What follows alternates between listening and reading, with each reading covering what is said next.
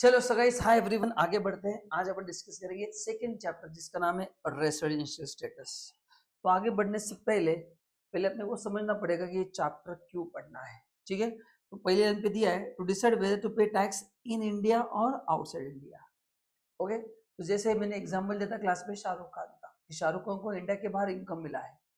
Now he wants to know कि am I liable to pay tax outside India और India, ये इससे पता चलेगा। या आईपीएल के लिए बाहर के लोग, डेविड वार्नर बाहर से इंडिया में आते हैं आईपीएल खेलने के लिए, वो जानना चाहते हैं कि उन्होंने जो यहाँ पे पैसा कमाया वो इंडिया में टैक्सेबल होगा या नहीं होगा। तो उनके लिए चैप्टर क्या है, इंपॉर्टेंट है। ठीक है, so basically this chapter will help to decide कि where you liable to pay tax. अच्छा, what is the criteria? Criteria अलग अलग एसएससी के लिए अलग अलग है। जैसे इंडिविजुअल है तो पीरियड ऑफ स्टे है, HOF place of control management, company place of effective management, and बाकी सभी एसएससी के लिए है place of control and management. तो एक एक करके अपन डिस्कस करेंगे। अच्छा, जब भी एग्जाम में रेसिडेंशियल स्टेटस का क्वेश्चन आएगा ना, अपने को specially for individual number of days calculate करने पड़ते हैं, तो वो थोड़ा संभल के करना है। अभी कुछ इंपॉर्टेंट हिंट्स मैंने आपको दिए। पहला, citizenship of country and residential status are different concept. तो आप इंडिया के सिटीजन हो इसका मतलब ये नहीं कि आप इंडिया के रेसिडेंट भी हो। ठीक है, तो ये दोनों अलग अलग कॉन्सेप्ट है। बट बिफोर गोइंग अहेड, आप बताइए कि how to become Indian citizen. कैसे बनते हैं, मैंने क्लास में आपको पढ़ा है। पहला ऑप्शन मैंने कहा था जिनका जन्म कॉन्स्टिट्यूशन कब बना, 26 जनवरी को। ठीक है, इन समय में जिनका बर्थ इंडिया में हुआ है, क्या इंडिया में बाय बर्थ, वो है इंडियन सिटीजन। ये पहला क्राइटेरिया है। सेकंड, ये 87 है। 1787 के बाद 31 दिसंबर 2004, दो ऑप्शंस गवर्नमेंट ने दिए, या तो बाय बर्थ होना चाहिए या फिर आइदर मॉम और डैड आपके होने चाहिए इंडियन सिटीजन। तो जैसे पीरियड आगे क्या गवर्नमेंट चीजें चेंज कर दी गई। ये एग्जाम में कोई पूछेगा नहीं, आपको आपको दिया जाएगा, but it is only for your knowledge. Then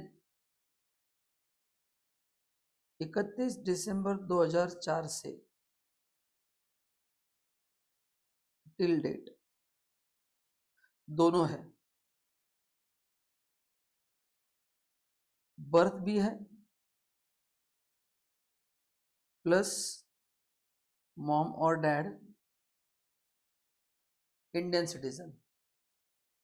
correct ना? तो ये ऐसे केस में आप क्या बन जाओगे, इंडियन सिटीजन बन जाओगे, है ना। ये और है, यहाँ पे दोनों चलेगा। So this is the way you can become Indian citizen. Is just for information, कोई एग्जाम में पूछने वाला नहीं है, टेंशन मत लो।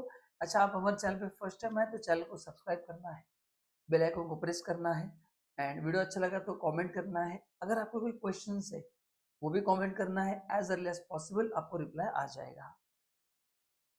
देन फिर आपको ये पढ़ना है सेकेंड पॉइंट, कि अगर आप ये बंदा शिप पे रह रहा है, जो शिप टेरिटोरियल वाटर्स में है ना, विद इन 200 नॉटिकल माइल या with in 12 nautical mile, 12 nautical mile कितना होता है, 12, तो उसका स्टे इंडिया में माना जाएगा। एंड लास्ट एंड सबसे important, how to calculate number of days. ठीक है, अब इसमें अपन ने क्लास में क्वेश्चंस किए थे, वापस बता रहा हूँ। एग्जाम में दो तीन प्रकार के क्वेश्चंस आएंगे। सपोज अगर आने जाने का समय नहीं दिया है, पहला पॉसिबिलिटी जो मैंने यहाँ पे दिया है, तो दोनों दिन को पूरा काउंट करना है। अगर आने जाने का समय नहीं दिया है तो दोनों दिन को क्या करना है, पूरा काउंट करना है। लेकिन अगर आने जाने का समय दिया है तो उसको फिर नंबर ऑफ आवर्स पे जोड़ना है। मतलब आप जिस दिन आए उस दिन इंडिया में कितने घंटे थे, जिस दिन गए उस दिन इंडिया में कितने आवर्स थे, दोनों मिला के अगर 24 होता है तो एक दिन लेना है, दोनों मिला के होता है तो 24 है तो एक दिन, नहीं तो फिर छोड़ देना है। तो ऐसे नंबर ऑफ डेज काउंट करना है। तीसरा क्वेश्चन आएगा, आने का डेट दिया जाएगा, जाने का नहीं दिया जाएगा, तो उसमें अपने को 31 मार्च लेना है, क्योंकि रेसिडेंशियल स्टेटस प्रीवियस ईयर के लिए होता है। एंड चौथा, जाने का डेट दिया जाएगा, आने का नहीं देंगे, तो वो 1 अप्रैल से काउंट करना है, क्योंकि रेसिडेंट स्टेटस अपने को निकालना है फॉर रिलेवेंट प्रीवियस ईयर। तो आने जाने का समय नहीं दिया तो स्टार्टिंग पॉइंट 1 अप्रैल होगा, एंड पॉइंट 31 मार्च होगा। उसके आगे का जो समय है वो इंडिया में रहेगा, और वो पीरियड अगले साल के लिए काउंट होगा, इस साल के लिए काउंट नहीं होगा। तो गाइस अगर आप ये 4 चीजें लर्न करते हैं तो फिर आपको कुछ प्रॉब्लम नहीं आएगा। ठीक है, तो ये हो गया बेसिक चीजें। नाउ अपन डिस्कस करेंगे resident status of an individual, section 6 subsection 1। ठीक है, आपको भी मेरे साथ चीजें लिखते जाना है फटाफट, ताकि आपका भी थोड़ा नोट्स रेडी हो जाएंगे। इसका डिस्कस करेंगे पहले इंडिविजुअल का। ओके, नाउ इंडिविजुअल का स्टेटस जो है उसमें 2 पार्ट है, सबको पता है। 61A है एंड 61C है ना। ये 2 कंडीशन है, दोनों में से कोई एक भी होती है तो भी रेसिडेंट बनेगा, दोनों हो गए तो भी रेसिडेंट बनेगा, है ना। मतलब ये दोनों कंडीशन ठीक हो गई, या ये होगा ये नहीं होगा, ये नहीं होगा ये होगा, तो ये कुछ भी है तो क्या बनेंगे, रेसिडेंट। एंड दोनों नहीं होते तो ये बेसिक स्ट्रक्चर आपको ध्यान में रखना कि there are 2 condition, clause A and C, है ना। Sub clause A and sub clause C दोनों फुलफिल होता है तो रेसिडेंट, दोनों में से एक है तो भी रेसिडेंट, दोनों नहीं होता है तो नॉन रेसिडेंट। तो अपन क्या करते हैं, मस्त भी अभी कंडीशंस पढ़ते हैं कि 61A में क्या है और सी में क्या है। पहला, आपका इंडोमेस्टिक कितना होना चाहिए, 182 और मोर, मतलब एग्जैक्टली 188 तो भी चलता है, पॉइंट टू बी नोटेड। बच्चे एग्जाम में सोचते हैं कितना कहा था सर ने, एग्जैक्टली 182 है तो भी चलेगा। तो अगर आपका स्टे इंडिया में 182 है उससे ज्यादा है तो आप रेसिडेंट बन जाओगे, नहीं है 182 उससे कम है तो फिर दूसरा ऑप्शन है 16 एंड 4 साल में 365, है ना। तो 61C क्या बोलता है, जो अपना प्रीवियस ईयर है उसमें स्टे कितना होना चाहिए, stay more than equal to 60 days plus last 4 years में, लास्ट 4 ईयर में आपका स्टे कितना होना चाहिए, ग्रेटर देन इक्वल टू 365 होना जरूरी है, और ये प्लस है मतलब कंपलसरी है। तो 1 में ओनली 182 है उससे ज्यादा है, अगर नहीं हो रहा है तो 60 प्लस 365 इन लास्ट 4 ईयर्स। तो ये 4 साल का मिला के 365 होना चाहिए। ईयर वाइज कितना इंपॉर्टेंट नहीं, अपने को एग्जाम में 4 साल का टोटल करना है। ऐसे भी हो सकता है कि वो 3 साल इंडिया में नहीं था और एक ही साल पूरे साल इंडिया में चलता है। 4 साल का अपने को कंबाइन चाहिए, इंडिविजुअल जानने की जरूरत नहीं है। ठीक है, तो ये दोनों में से एक भी कंडीशन फुलफिल होता है तो रेसिडेंट, अदरवाइज नॉन रेसिडेंट। ठीक है, दोनों नहीं हुआ तो दोनों में से दोनों हुआ, एक हुआ रेसिडेंट। यहाँ तक समझा क्या, कमेंट में टाइप करके भेजना है। ठीक है, नाउ अब ये जो कंडीशन 2 है उसमें एक्सेप्शन है। Now what is that exception, इसमें जो 60 एंड 65 था ना उसकी जगह पे होगा 182 डेज प्लस 365 डेज।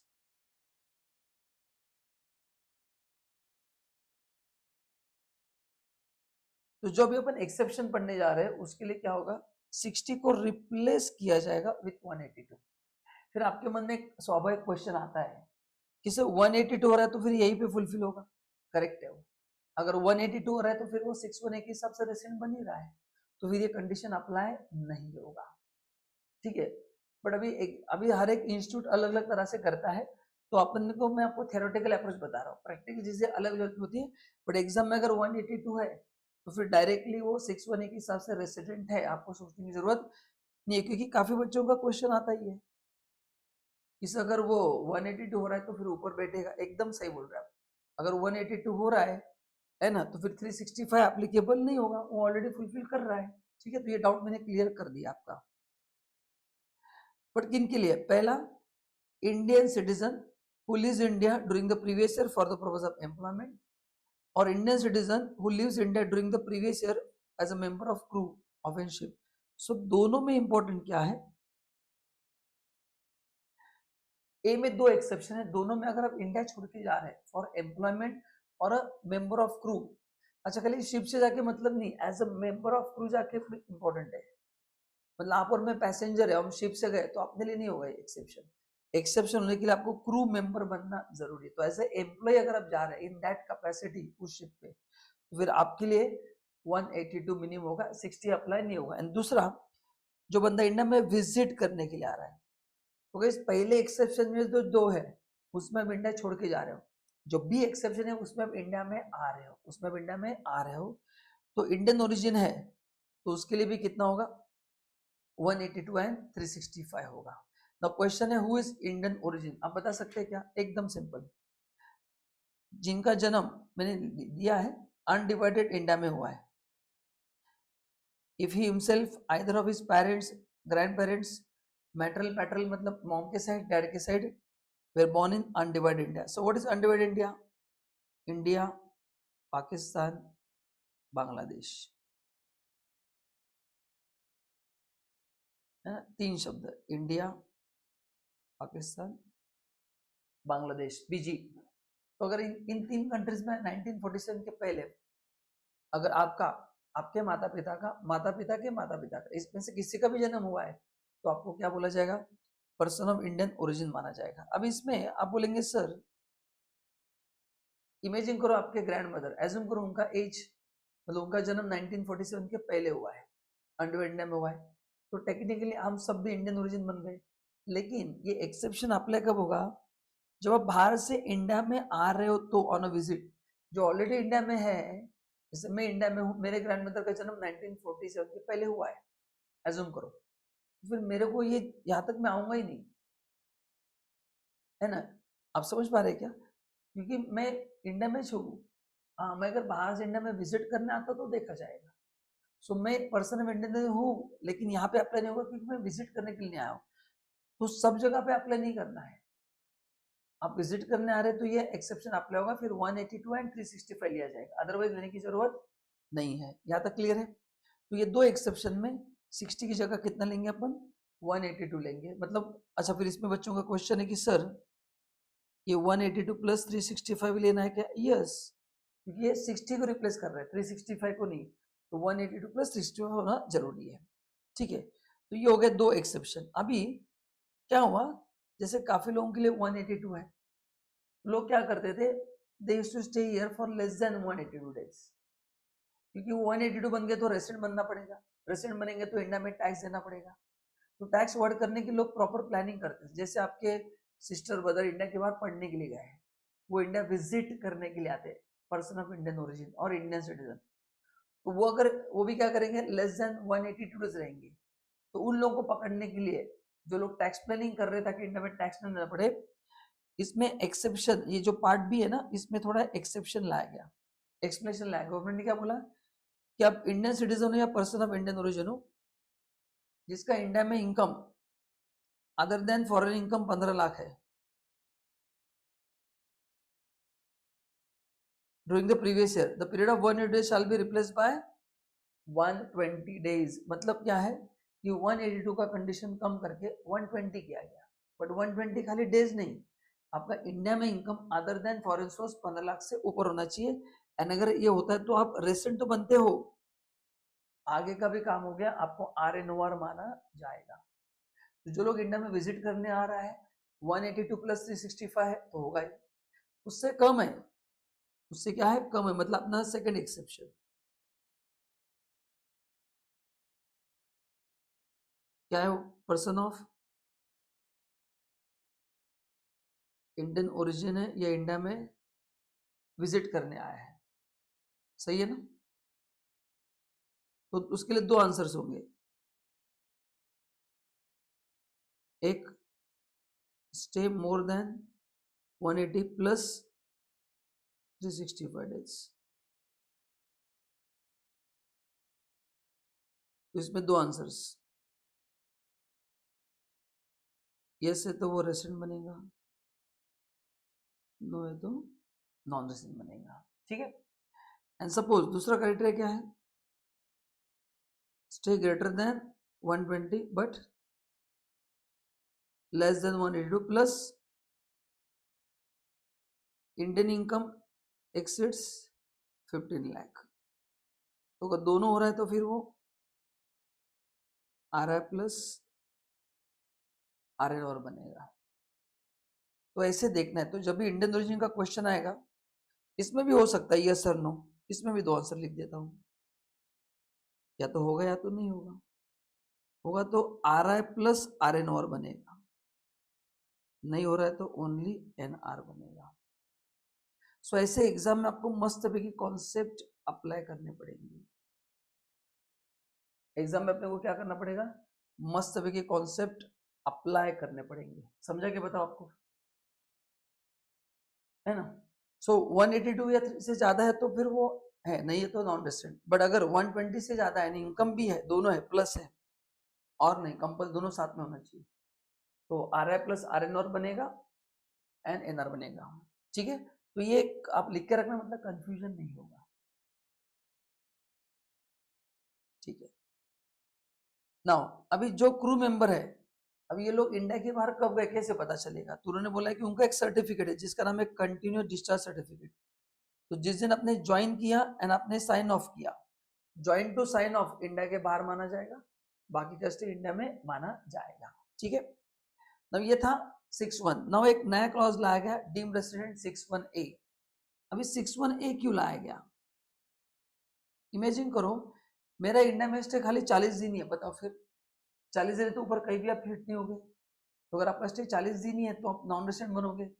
तो काफी लोग क्या करते हैं, टैक्स इवेजन करने के लिए प्रॉपर प्लानिंग करते हैं। They stay in a country, particular country for particular days, so that they are not liable to pay tax in that country. तो ऐसे लोगों को पकड़ने के लिए गवर्नमेंट ने नया कॉन्सेप्ट लाया, डीम टू बी रेसिडेंट, जहाँ पे स्टे का क्राइटेरिया नहीं है, 3 कंडीशन है कि आप इंडियन सिटीजन हो, यस, आपका इंडिया में इनकम 15 लाख से ज्यादा है, क्या है, एक्सक्लूडिंग फॉरेन इनकम। तीसरा, आप किसी भी कंट्री में टैक्स नहीं दे रहे हो, नॉट लायबल हो, नहीं दे रहे हो, नहीं, नॉट लायबल हो, क्यों, क्योंकि आपने स्टेटस ऐसे मैनेज किया है कि आपको टैक्स देने की जरूरत ना पड़े। तो ऐसे लोगों के लिए क्या होगा, अगर ये तीनों कंडीशन फुलफिल होती है तो आप क्या बनोगे, रेसिडेंट प्लस RN और बनोगे। तो एग्जाम में जब क्वेश्चन आएगा तो 61 एंड 61A दोनों फिल्टर जब तक चेक नहीं होते तब तक आप रेसिडेंट नॉन रेसिडेंट कुछ भी नहीं लिखोगे।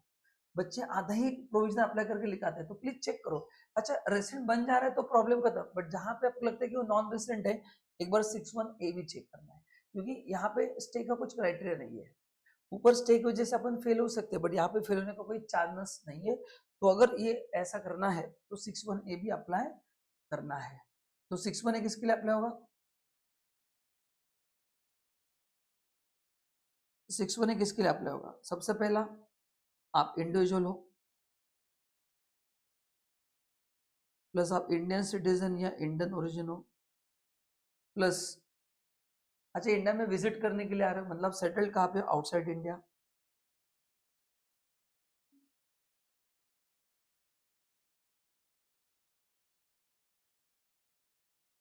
And coming to India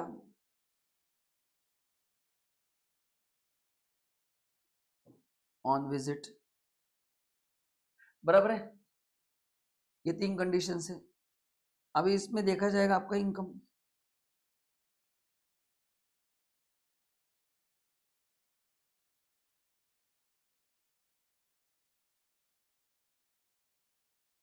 accept foreign income up to 15 lakh है, या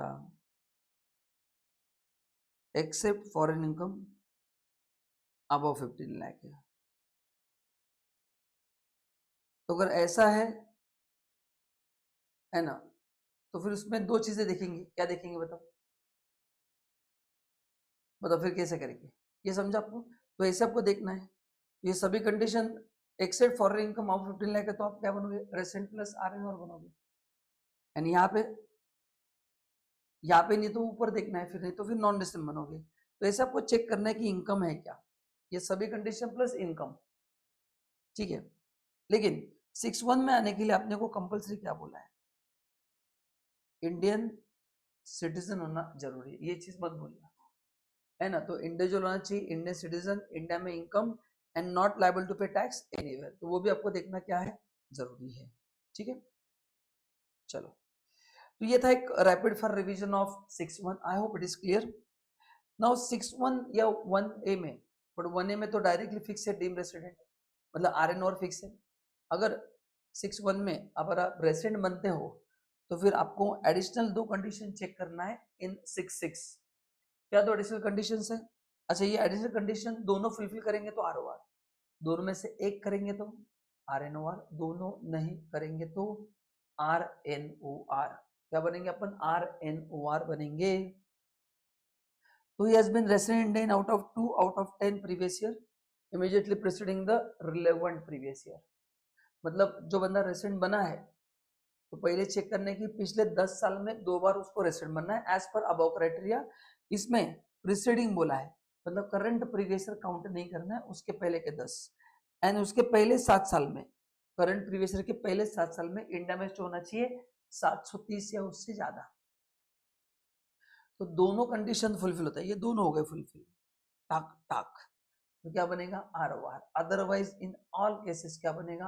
RNOR बनेगा। और ये अपन ऑलरेडी ऊपर डिस्कस कर चुके हैं, जहां जहां पे ऊपर RNOR लिखा है condition C and D is already discuss. ठीक है, ये ऊपर देखो, ये यहाँ पे देखो, यहाँ पे एक RNOR लिखा है और यहाँ पे RNOR है, तो ये ऑलरेडी हो चुका है। तो गाइस ये था रिवीजन फॉर 6-1 इंडिविजुअल। तो अभी एग्जाम में आप क्या करोगे? जब 6-1 आता है आपको 6-1A भी अप्लाई करना है ना? एंड फिर देखते जाना है कि कहाँ कहाँ पे फिट होता है। अगर कहीं पे भी फिट नहीं होता है तो नॉन रेसिडेंट, अदरवाइज आपको चेक करना है। तो ये दोनों सेक्शन एग्जाम में अप्लाई करने के बाद डिसीजन लेना है। चलो नाउ HOF। सो HOF के लिए क्या क्राइटेरिया है? बहुत ही सिंपल क्राइटेरिया है। Criteria is place of control and management. Now what is meaning of place of control management? Simple language में जहां से अपन बिजनेस मैनेज करते हैं।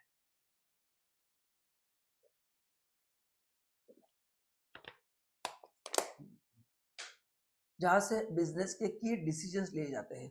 तो अगर पूरे डिसीजन इंडिया में हो रहे तो रेसिडेंट, पार्टली इंडिया में पार्टली इंडिया के बाहर हो रहे तो भी रेसिडेंट, पूरे इंडिया के बाहर हो रहे हैं तो नॉन रेसिडेंट। यहाँ पे कर्ता कहाँ पे रह रहा है इंपॉर्टेंट नहीं है, उसकी फैमिली कहाँ पे रहती है इंपॉर्टेंट नहीं है, डिसीजन कहाँ से ले जाते हैं वो इंपॉर्टेंट है। तो आपको देखना है नॉट वेयर कर्ता इज स्टेइंग, देखना है कर्ता डिसीजन कहाँ से ले रहा है, तो उसके हिसाब से बनेगा। एंड एक बार ये बन गया रेसिडेंट नॉन रेसिडेंट, फिर ROR डिसाइड करने के लिए कर्ता का स्टे देखना है। तो सेक्शन 6.2 में एक बहुत इंटरेस्टिंग बात आपको ध्यान में रखना है। 6.2 deals with resident status of HOF। चलो ये तो आपको समझ में आ गया, कोई प्रॉब्लम नहीं। पहला अपन क्या देखेंगे? Place of control and management to decide resident and non resident. What is place of control management? जहां पे डिसीजंस लिए जाते हैं।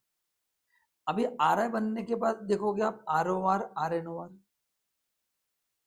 उसके लिए देखना है अपने को कर्ता का stay and not place of control and management. बस ये आपको ध्यान में रखना है कि अभी अपन जब जाएंगे ROR RNOR पे तो फिर पोएम ये काम का नहीं है, ये काम है only up to first stage to decide RNR। ये बनने के बाद अपने को देखना है कि जो प्लेस ऑफ कंट्रोल मैनेजमेंट है उसके बाद, मतलब रेसेंट तो बन चुका है, अभी ROR RNOR के लिए देखना है कर्ता का स्टे क्या है। समझा आपको? ये स्ट्रक्चर आपको मेरे साथ लिखते जाना है। तो कर्ता अगर वो दोनों कंडीशन फुलफिल करता है एडिशनल तो HOF रेसिडेंट बनेगा, कर्ता दोनों फुलफिल करता है तो रेसिडेंट, दोनों फुलफिल नहीं करता है तो RNOR बनेगा। मतलब कर्ता ने दोनों फुलफिल किया रेसिडेंट मतलब ROR बनेगा, तो कर्ता ने दोनों फुलफिल किया तो RNOR, दोनों में से एक किया, बताओ क्या होगा? है ना, मैंने पर्पसफुली कंफ्यूजिंग बोला है क्योंकि देखो मैं कुछ भी बोलूंगा आपको बताना सही है गलत है। बताओ क्या है एडिशनल कंडीशन? 2 है ना, तो दोनों ठीक है तो ROR। एंड ये है, ये नहीं है, ये नहीं, ये नहीं है, तो इसमें RNOR और इसमें बनेंगे ROR।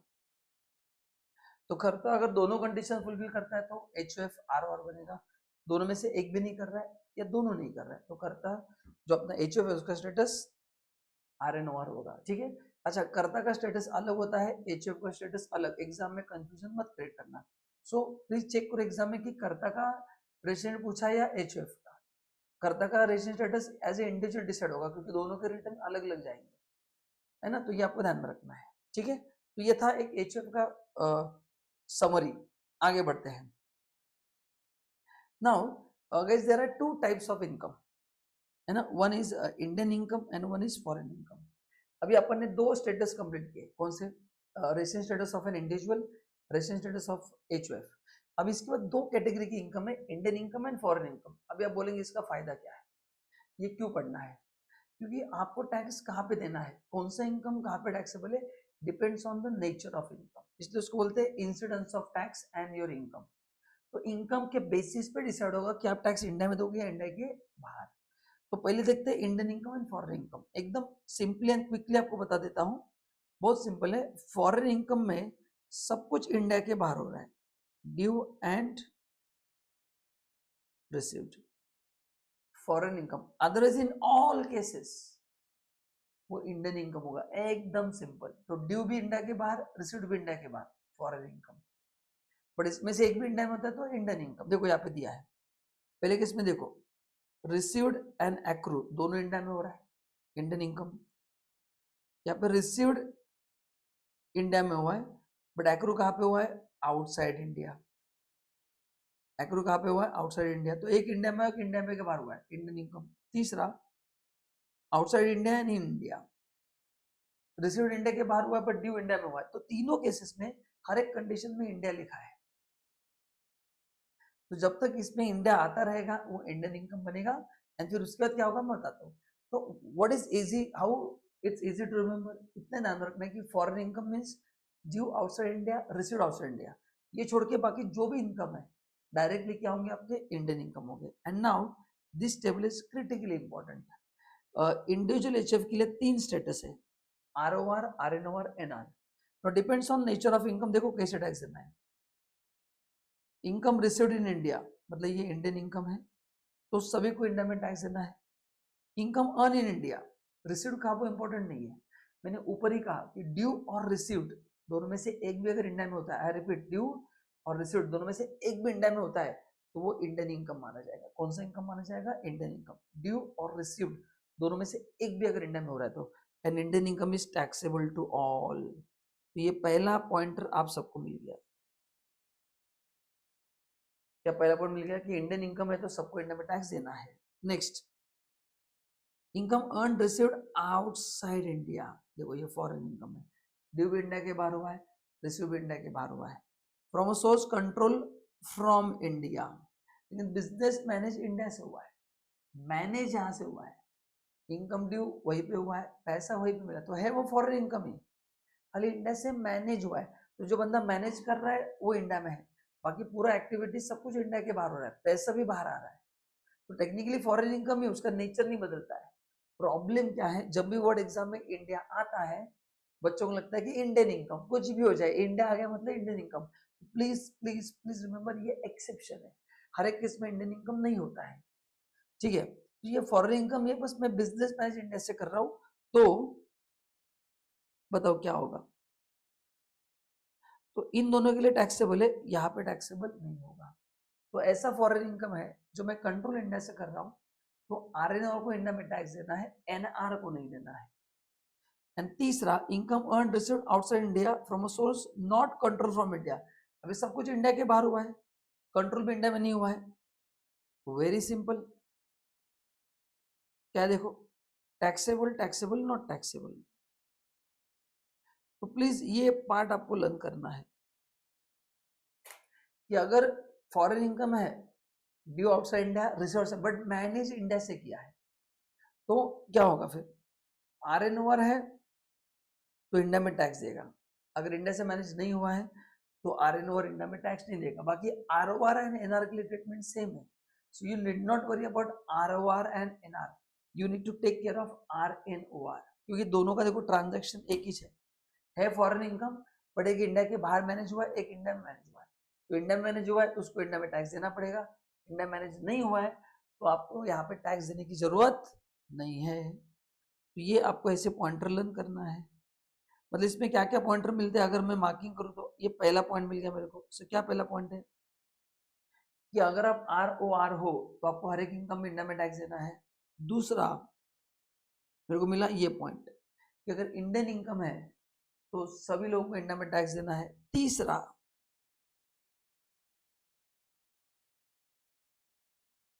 कि एज ए नॉन रेसिडेंट आपको किसी भी फॉरेन इनकम पे इंडिया में टैक्स देने की जरूरत नहीं है। एंड चौथा कि अगर तुम RNOR हो तो इंडियन इनकम तो टैक्सेबल है, फॉरेन इनकम वही टैक्सेबल है जो इंडिया से कंट्रोल हुआ है, जो इंडिया के बाहर से कंट्रोल हुआ है उस टाइप का फॉरेन इनकम इंडिया में टैक्सेबल नहीं होगा। Is this clear to everyone? ठीक है, समझा सबको? चेक कर लो एक बार, ये चारों पॉइंट लिख डालो।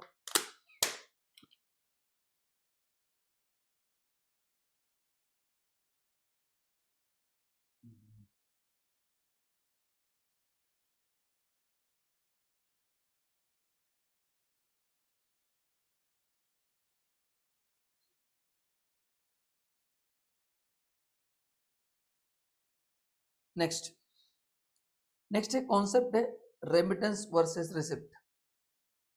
नाउ अभी कंफ्यूजन क्या है कि कैसे पता चलेगा सर इनकम इंडिया में मिला है या इंडिया के बाहर?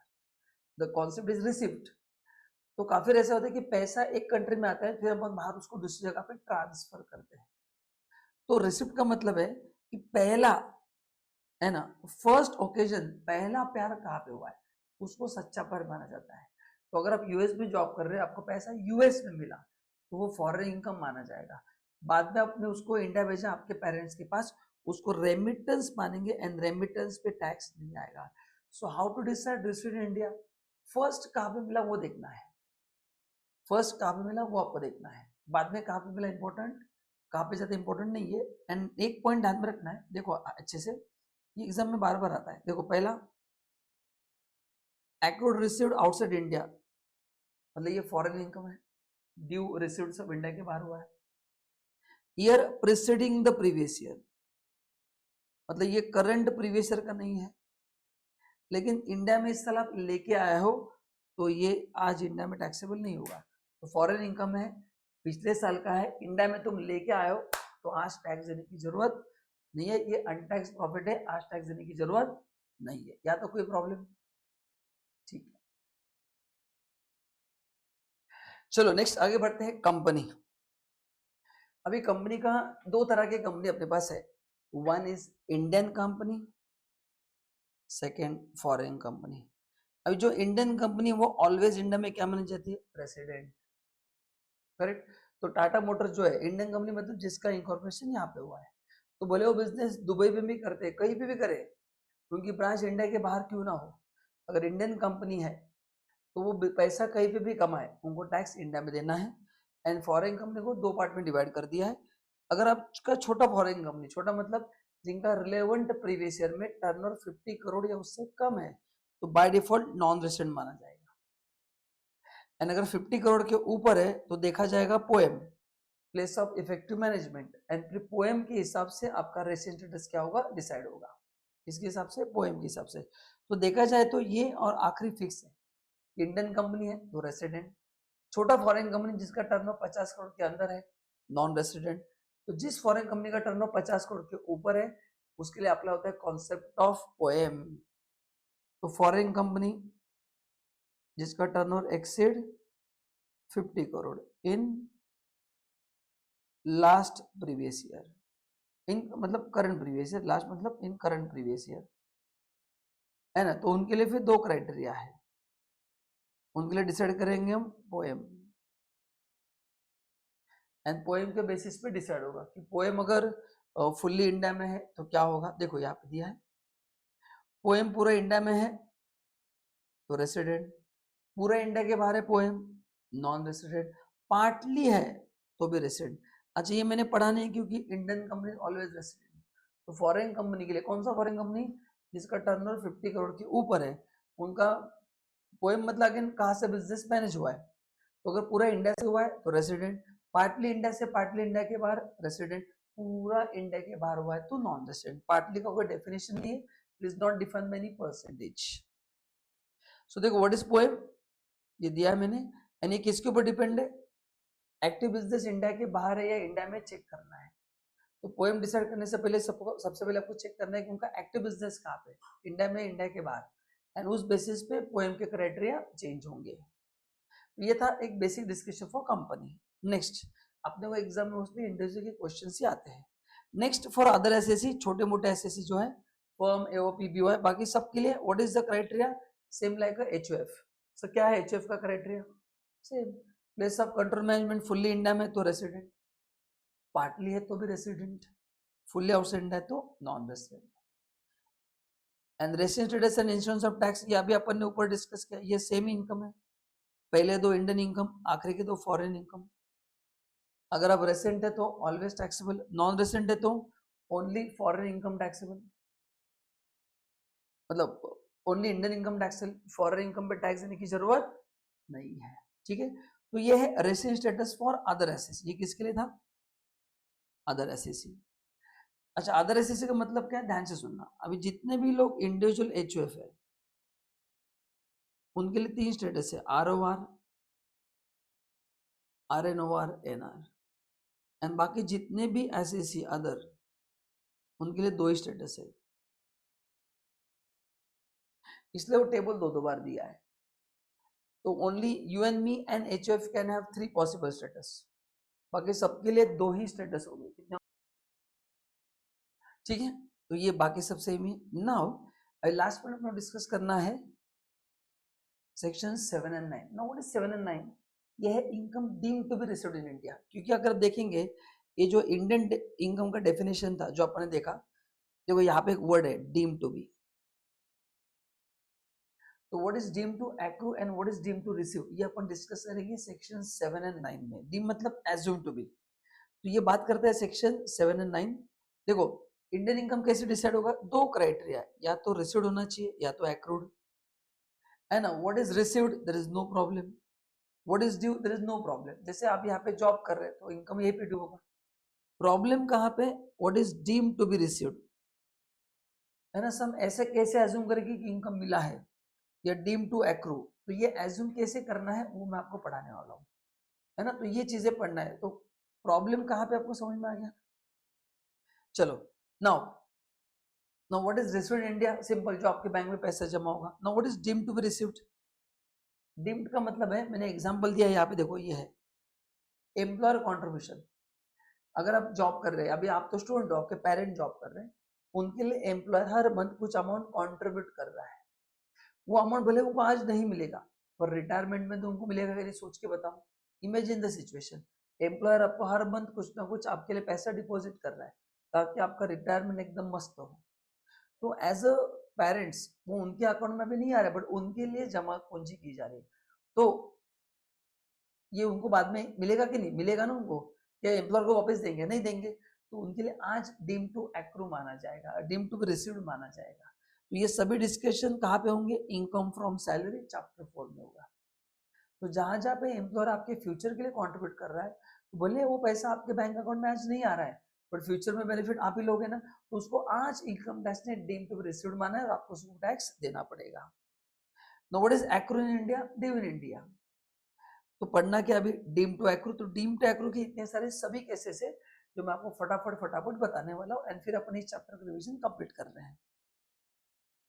नाउ उसमें पहला आता है income from business connection in India. अच्छा, फर्स्ट थिंग आपको ध्यान में रखना है कि ये प्रोविजन है फॉर नॉन रेसिडेंट। तो मैं जितना भी पढ़ा रहा हूँ किसके लिए, नॉन रेसिडेंट है। ओके, तो कोई बंदा है, इमेजिन करो टॉम क्रूज है जो यूएस में है, ओके, एंड उसके बिहाफ पे as a person you are doing some activities, तो उस एक्टिविटी से उनको जो इनकम होगा वो उनके लिए इंडिया में डीम टू एक्रू होगा, वो इंडियन इनकम होगा। एंड इंडियन इनकम होगा तो क्या करना पड़ेगा, टकाटक इंडिया में टैक्स देना पड़ेगा, टकाटक। ठीक है, तो ये 5 काम वो कर रहा है, ए बी सी डी और ई। देखो पहला मैंने हाईलाइट करके दिया है, उनके बिहाफ पे आपने इंडिया में कुछ कॉन्ट्रैक्ट कंक्लूड किया है, ठीक है, तो उससे जो भी इनकम मिलेगा वो टॉम क्रूज के लिए deem to accrue in India होगा। दूसरा, आप इंडिया में उनके लिए गुड्स रख रहे हैं एंड यहाँ से डिलीवर कर रहे हैं, मतलब ऑर्डर उनको जा रहे हैं, वो आपको इंस्ट्रक्ट कर रहे हैं एंड आप उनको आप गुड्स सप्लाई कर रहे हो, आप गुड्स सप्लाई कर रहे हो इसलिए उसको ऑर्डर मिल रहा है। तीसरा, आप उनके लिए इंडिया में ऑर्डर सिक्योर कर रहे हो, पॉइंट बी में आप स्टॉक डिस्ट्रीब्यूट कर रहे हो, पॉइंट सी में आप उनके लिए ऑर्डर सिक्योर कर रहे हो डिस्पैच वो करेंगे। तो या तो आप ऑर्डर सिक्योर करेंगे, डिस्पैच वो करेंगे, या फिर ऑर्डर बोलेंगे, डिस्पैच आप करेंगे। दोनों केस में आपका रोल इंपॉर्टेंट है कि नहीं? तो उससे उनको जो भी फायदा होगा वो उनके लिए इंडिया में टैक्स देना पड़ेगा। Fourth, conclusion of contract. किस तरह के कॉन्ट्रैक्ट? ये कॉन्ट्रैक्ट हो गए in the name of non resident and related to use of property, है ना। मतलब या तो प्रॉपर्टी आप उनके भी उनका प्रॉपर्टी इंडिया में बेच रहे हो या किसी को यूज करने के दे रहे हो, उन्होंने आपको पावर ऑफ अटर्नी दिया है and on that basis you are transferring the property. अब उनका प्रॉपर्टी क्या कर रहे हो? ट्रांसफर कर रहे हो, ओनरशिप दे रहे हो किसी को, तो उससे जो इनकम मिलेगा, या फिर आप उनके बिहाफ पे कोई सर्विस प्रोवाइड कर रहे हो इंडिया में on behalf of non resident, तो इस तरह के अगर आप कॉन्ट्रैक्ट कर रहे हो, है ना, तो मतलब provision of service by non resident, service वही देंगे, आप कॉन्ट्रैक्ट कर रहे हो रिलेटेड टू प्रॉपर्टी या related to provision of service, तो उससे भी जो इनकम होगा वो टॉम क्रूज के लिए डीम टू एक्रो होगा। एंड पांचवा है इकोनॉमिक प्रेजेंस, जहां पे आपकी जरूरत नहीं है। These are the online transactions. देखो, transaction respect of any good service और property carried by non resident in India including provision of download of data और सॉफ्टवेयर। अभी ऑनलाइन चीजें होगी जिसमें आपकी जरूरत नहीं है, तो कोई वो ऑनलाइन सर्विसेज दे रहे हैं जहाँ पे डेटा डाउनलोड हो रहा है, जैसे नेटफ्लिक्स, ये ऑनलाइन सर्विस है, आप डेटा यहाँ पे देख रहे हैं। इफ द बट ये इंडिया में डीम टू एक्रो कब होगा, मतलब इसमें इकोनॉमिक प्रेजेंस कब माना जाएगा? इससे जो पेमेंट जा रहा है उनको पर ईयर 2 करोड़ के ऊपर होना चाहिए, या फिर उनके इंडिया में यूजर्स कितने होने चाहिए? 3 लाख से ज्यादा। तो दोनों अगर कंडीशन फुलफिल होती है तो ही उससे जो भी इनकम मिलेगा इस तरह से एक्टिविटी से, जो भी ऑनलाइन एक्टिविटी है, वो भी इंडिया में डीम टू एक्रो माना जाएगा। तो ये एग्जाम में 2 मार्क के लिए पूछते हैं। एंड ऐसे कौन से 5 एक्टिविटी है जो इंडिया में डीम टू एक्रो नहीं माना जाएगा? अच्छा, डज नॉट इंक्लूड का मतलब है, एंड इंक्लूड का मतलब है दोस्तों, इंक्लूड का मतलब है वो इंडियन इनकम होगा। कौन सा होगा? And Indian income is taxable to all assessees, है ना। जब मैं बोलता हूँ डज नॉट इंक्लूड, इसका मतलब है वो इंडियन इनकम नहीं होगा, इसका मतलब है वो फॉरेन इनकम होगा। एंड फॉरेन इनकम पे कौन टैक्स देगा? RNOR टैक्स देगा। बच्चे यहाँ पे बोलते हैं इनकम ही नहीं है, गाइस इनकम नहीं है, ऐसे नहीं बोल रहा हूँ मैं, इंडियन इनकम नहीं मतलब वो फॉरेन इनकम है। And who page tax on foreign income? RNOR। कौन देता है? ये ROR देता है, बताओ कौन देता है फॉरेन इनकम पे टैक्स? ROR देता है। एंड RNOR कब देता है आपको पता है ना, क्योंकि इंडियन इनकम होगा तो सबको इंडिया में टैक्स देना है, फॉरेन इनकम है तो ROR देगा। RNOR कब देगा? जब वो इंडिया से कंट्रोल किया जा रहा है तब। कौन सा है? कौन सा इनकम इंडिया में नहीं माना जाएगा? जो एक्टिविटी उनके इंडिया के बाहर हो रही है। तो टॉम क्रूज ने एक एजेंट जापान में भी अपॉइंट किया है, तो उनकी ग्लोबल एक्टिविटी पे इंडिया में टैक्स नहीं देना है। जो एक्टिविटी इंडिया के बाहर हो रही है उसमें इंडिया कोई संबंध नहीं है, तो उसमें उनको टैक्स देने की जरूरत नहीं है।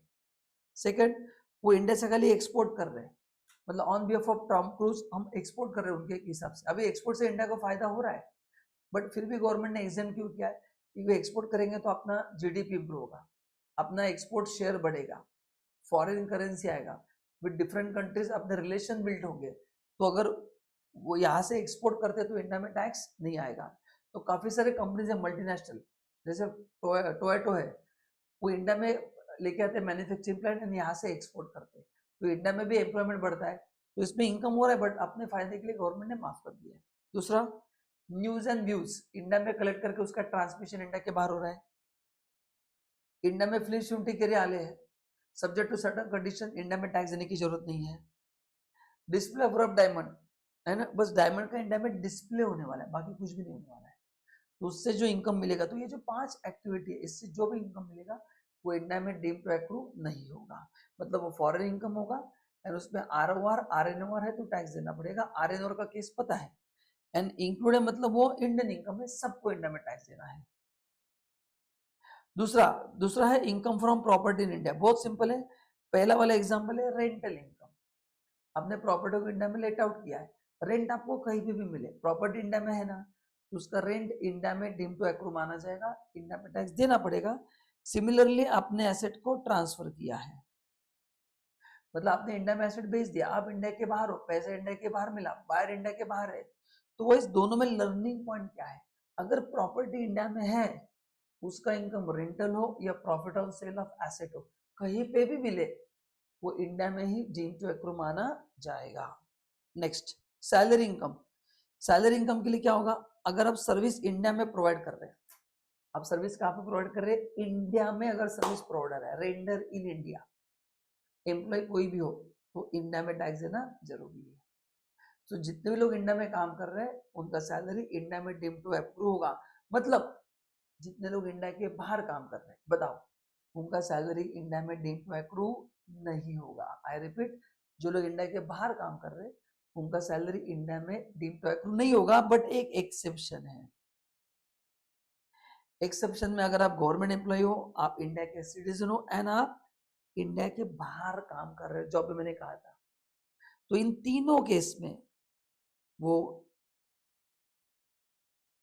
इंडियन इनकम होगा, deem to accrue in India माना जाएगा। कब? आप गवर्नमेंट एम्प्लॉय हो, इंडिया के सिटीजन हो, एंड वर्किंग आउटसाइड इंडिया, जैसे Indian embassy working in Singapore है ना। अगर आप किसी बाहर के देश में जाते हैं, you have to approach Indian embassy, तो वो लोग जो काम कर रहे हैं, उनको जो सैलरी मिलेगा वो इंडिया में टैक्स होगा। ऐसा क्यों? क्योंकि सिमिलर कैपेसिटी में उनके लोग अगर इंडिया में काम कर रहे हैं, तो अपन ने उनका सैलरी माफ कर दिया है। Like Singapore embassy working in India, Indian embassy working in Singapore, दोनों कंट्री ने एक दूसरे का टैक्स माफ कर दिया है।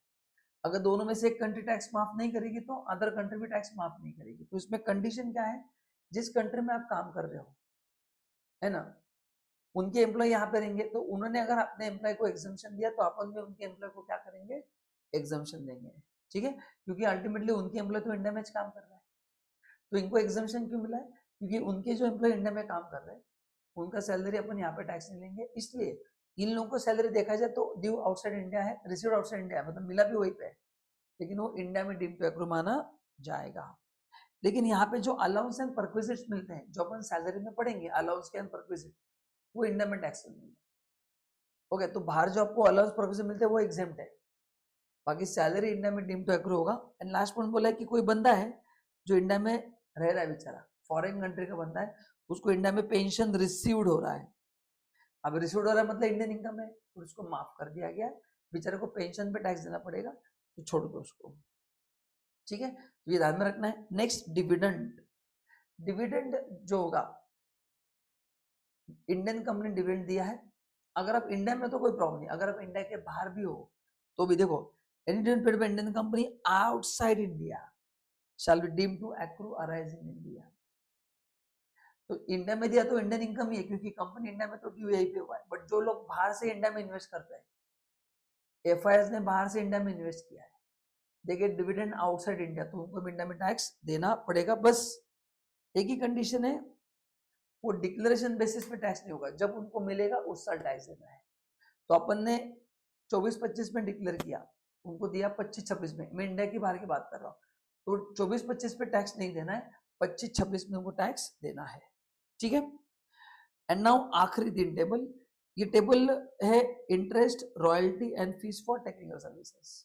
तो यहाँ पे भी अगर आपको पहला एजम्पशन है कि जिस बंदे ने लोन दिया है वो नॉन रेसिडेंट है ना, जिस बंदे ने लोन दिया वो कौन है? नॉन रेसिडेंट है। तो देखो, पहला तो आप इंडिया के बाहर हो, आपने लोन दिया, किनको दिया है? सर गवर्नमेंट को लोन दिया है। कौन से पर्पज के लिए? कोई भी पर्पज के लिए। तो आप इंडिया के बाहर हो, आपने गवर्नमेंट ऑफ इंडिया को लोन दिया है, गवर्नमेंट ऑफ इंडिया किसी भी पर्पज के लिए वो लोन यूज करे, अमाउंट, इंटरेस्ट तो आपको इंडिया के बाहर मिलेगा। अभी आपके मन में क्वेश्चन है, इस मैंने लोन इंडिया के बाहर से दिया है, मेरे को इंटरेस्ट भी इंडिया के बाहर से मिल रहा है, मतलब इंडिया के बाहर मिल रहा है, तो टेक्निकली इंडिया में कुछ भी नहीं हो रहा है। तो वैसा नहीं होगा, ये इंडियन इनकम माना जाएगा, बिकॉज गवर्नमेंट इंडिया का है, आपका पैसा इंडिया में यूज हुआ है, तो deem to accrue in India माना जाएगा, और आपको इंडिया में टैक्स देना पड़ेगा, आपको इंडिया में टैक्स देना पड़ेगा। सेकंड, आप नॉन रेसिडेंट हो, आपने मेरे को लोन दिया, मैं हूँ रेसिडेंट। अभी देखो मैं किस पर्पज के लिए पैसा यूज कर रहा हूँ। पहला, carrying on business profession outside India और अर्निंग इनकम आउटसाइड इंडिया, मतलब मैं इंडिया में हूँ, मैंने आपसे पैसा लिया, वो यूज मैंने सिंगापुर के बाहर किया बिजनेस के लिए या किसी और इनकम कमाने के लिए, तो टेक्निकली आपका पैसा इंडिया में यूज नहीं हो रहा है, तो ये इंडियन इनकम नहीं माना जाएगा। अगेन बता रहा हूं, ये फॉरेन इनकम माना जाएगा। इनकम तो है ना, फॉरेन इनकम है, फॉरेन इनकम पे कौन टैक्स देगा?